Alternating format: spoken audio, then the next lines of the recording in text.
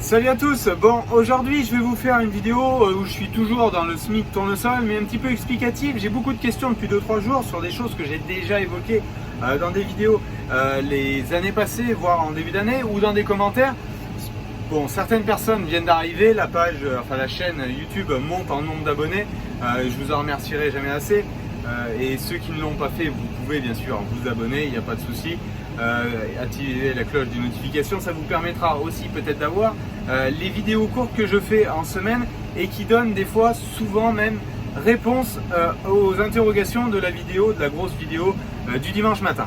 Donc pourquoi je sème avec le 6210R, un tracteur qui est, de par sa puissance, beaucoup trop gros pour ce que je fais.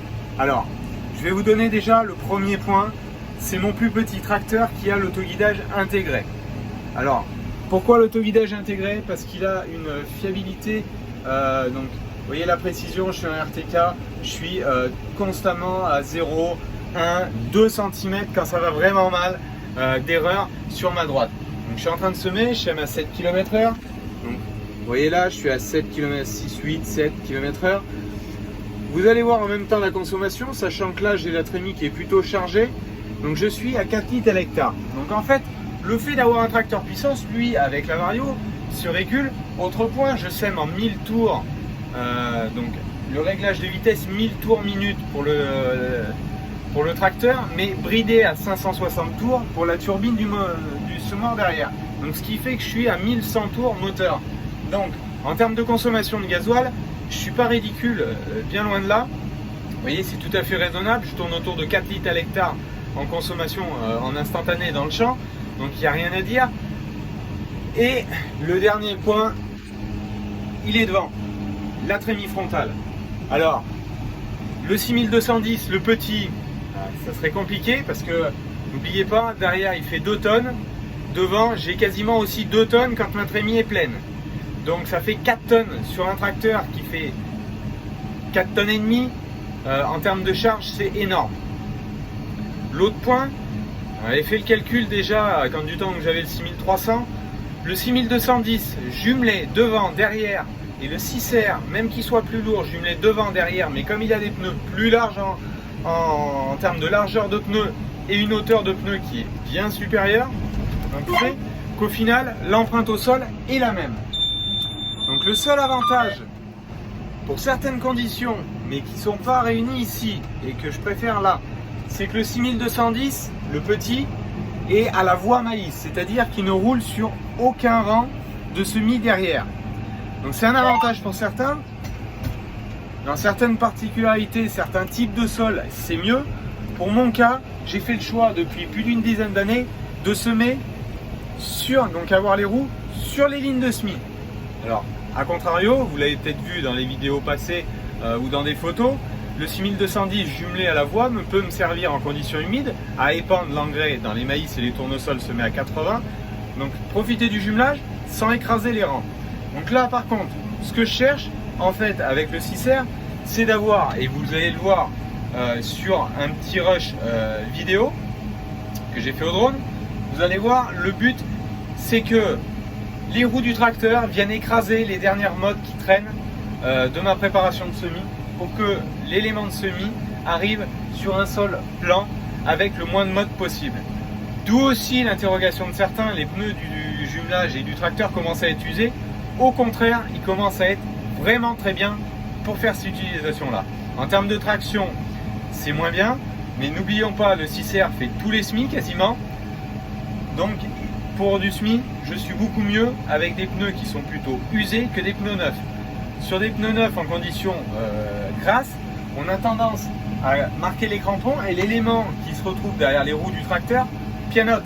Que là, c'est moins le cas.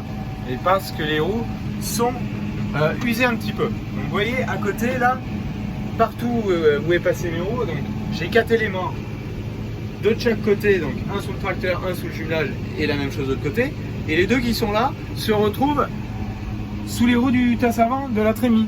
D'où l'intérêt encore d'avoir le tasse avant de la trémie pour, vous voyez derrière, mais vous allez voir aussi, donc vous avez vu au départ en fait, sur les images au drone, toute ma surface s'est vue rappuyée par une roue et je divise le poids sur quand même deux 650 85 38 de ce côté là, gonflé à 500 grammes, et devant j'ai deux fois 670 R28 gonflé à 600 grammes.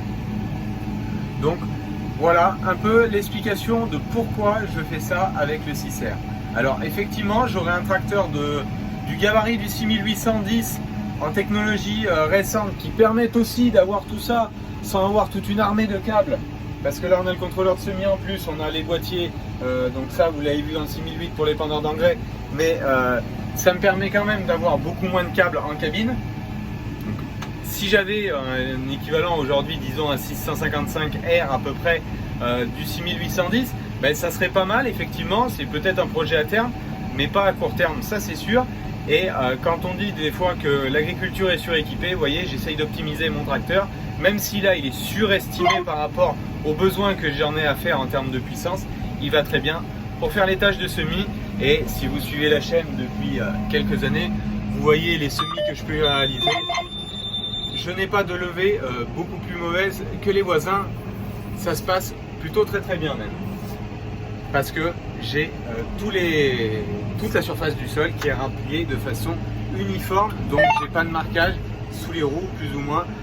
En betterave, vous l'avez vu l'année dernière, bon cette année bien sûr vous n'allez pas le voir comme il n'y a pas de betterave, mais en betterave c'est une technique que nous avons commencé d'utiliser sur la ferme depuis 2006.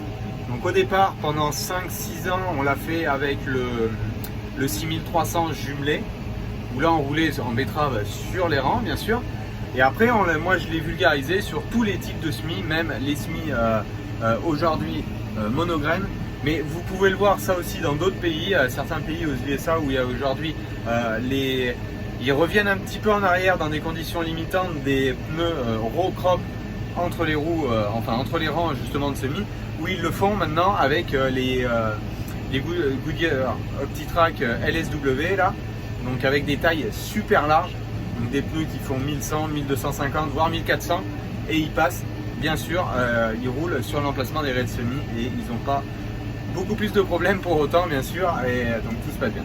Donc voilà, j'espère par cette vidéo un petit peu longue peut-être, un peu barbante, mais beaucoup de questions, j'espère avoir répondu et en éviter certaines dans les vidéos qui vont venir justement quant au choix de ce tracteur pour semer et pourquoi cet équipement de jumelage dessus, etc. Allez, moi je vous dis bonne soirée à vous tous et à la prochaine, ciao, bye bye.